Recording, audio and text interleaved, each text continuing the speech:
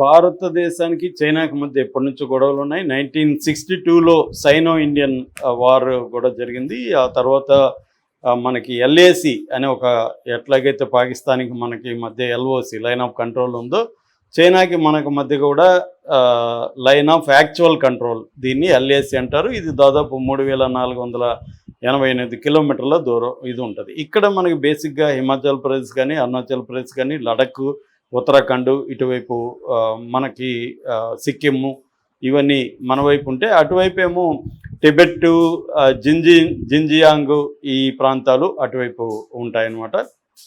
Mid సెక్టర్లో హిమాచల్ ప్రదేశ్ ఉంటుంది. So 240 కిలోమీటర్ల దూరంలో. దీన్ని చైనా ఏం చేస్తుందంటే అరుణాచల్ ప్రదేశ్ని ఆక్యుపై చేయడానికి ట్రై చేస్తుంది. అరుణాచల్ ప్రదేశ్ మొత్తంగా 90,000 చదరపు కిలోమీటర్ల వైశాల్యంలో అరుణాచల్ ప్రదేశ్ ఉంటుంది. దీన్ని సౌత్ టిబెట్ అని పిలుస్తారు వాళ్ళు. అంటే అరుణాచల్ ప్రదేశ్ని వాళ్ళ భూభాగంగానే పరిగణిస్తారు. సౌత్ టిబెట్ అని, తర్వాత జాంగ్నన్ అని వాళ్ళు పిలుచుకుంటున్నారు. సో వాళ్ళదని వాళ్ళు క్లెయిమ్ చేసుకుంటున్నారు. ఎందుకంటే అక్కడ వాళ్ళకి టిబెటన్ అటానమస్ రీజన్ అంటారు. ఆ టిబెటన్ అటానమస్ రీజన్లో ఇది ఉంది. అట్లాగే దాదాపు 1126 కిలోమీటర్ల బార్డర్లో మనకి అరుణాచల్ ప్రదేశ్కి చైనాకి మధ్య ఉంటుంది. అట్లాగే లడఖ్ కూడా చైనా దాదాపు 1597 అంటే 1597 కిలోమీటర్ల బార్డరు లడఖ్కి మనకి మనకి ఉంటుంది. ఇక్కడ అక్సైచిన్ అనే ప్రాంతం ఉంది. అక్సైచిన్ ప్రాంతాన్ని దాదాపు 38,000 చదరపు కిలోమీటర్ల అక్సైచిన్ అనే ఒక టౌన్ని చైనా వాళ్ళు స్వాధీనం చేసుకోవాలనుకుంటారు. దీనికి ఎకనామిక్ రీజన్స్ కూడా ఉన్నాయి. ఎందుకంటే అరుణాచల్ ప్రదేశ్ కానీ, లడఖ్ కానీ వెరీ కీ ఏరియాలో ఉంది. మనకి ఏంటంటే ఒకవైపు టిబెట్, ఇంకొక వైపు భూటాను, మరోవైపు నార్త్ ఈస్ట్ ఇండియా, ఈ ప్రాంతాలు ఉండడం. రెండోది ఏంటంటే అక్కడ వాళ్ళు ఇన్ఫ్రాస్ట్రక్చర్ ప్రాజెక్ట్స్ చేస్తున్నారు చైనా వాళ్ళు. ముఖ్యంగా హైవేస్ వేయడం, తర్వాత జియోకామ్ విలేజెస్ అంటారు. అట్లాగే ఇన్ఫ్రా డెవలప్ సిపెక్ అంటాం. సిపెక్ అంటే చైనా పాకిస్తాన్ ఎకనామిక్ కారిడార్. దాంట్లో భాగంగా వాళ్ళు అక్కడ కొన్ని నిర్మిస్తున్నారు. అట్లా కూడా మనం కూడా India Sela tunnel and vibrant villages ఇలాంటి కాన్సెప్ట్లో మనం కూడా చేస్తున్నాం. సో ఈ డెవలప్మెంట్ ప్రాజెక్టుల వల్ల కూడా ఒక ఘర్షణలు అయితే నెలకొంటూ ఉన్నాయి.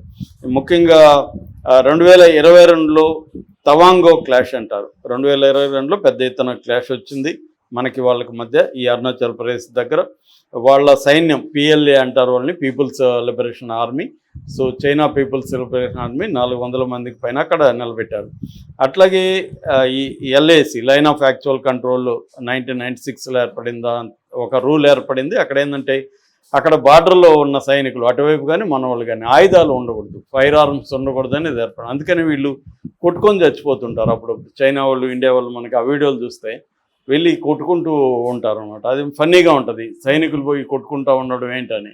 దానికి కారణం ఏంటంటే మనకి వాళ్ళకి మధ్య ఉన్న ఒప్పందం ఆయుధాలు పట్టుకోకూడదని. అట్లా కూడా అప్పుడప్పుడు కొట్టుకొని చనిపోవడం అనేది జరిగింది. అయితే ఇది ఎప్పటి వరకు జరిగింది? 2024 వరకు. 2024 అక్టోబర్లో మనకి డీఎస్కలేషన్ ట్రీటీ మన మధ్య ఒక ఒప్పందం చేసుకున్నాం. అంటే ఎస్కలేట్ చేయకూడదు అని చెప్పి. సో అప్పటి నుంచి కొంత తగ్గింది. అయితే ఇప్పుడు మళ్ళీ పాకిస్తాన్ ఇండియా వార్ నేపథ్యంలో చైనా పాకిస్తాన్ వైపుకి అఫిషియల్గా నిలబడకపోయినా అన్అఫిషియల్గా మొత్తం వాళ్ళకి హెల్ప్ చేయడం కానీ, చైనా నుంచి పాకిస్తాన్ మొత్తం డిఫెన్స్ ఎక్విప్మెంట్లో దాదాపు 80% చైనా నుంచి ఉంటుంది. మనకేమో 60% పైన రష్యా నుంచి ఉంటే, వాళ్ళకి చైనా నుంచి ఫ్లైట్స్ అవన్నీ కూడా చైనా నుంచి వాళ్ళ defence, air defence system, IQ-9 అవన్నీ కూడా చైనా నుంచే వస్తాయన్నమాట. సో అందుకని పైగా చైనా ఇన్ఫ్రాస్ట్రక్చరు, సిపెక్, పోర్టుల డెవలప్మెంటు, పవర్ ప్రాజెక్ట్స్ వీటన్నిటి కలిపి $70 బిలియన్ ఇన్వెస్ట్మెంట్ పాకిస్తాన్లో చేసింది. మరో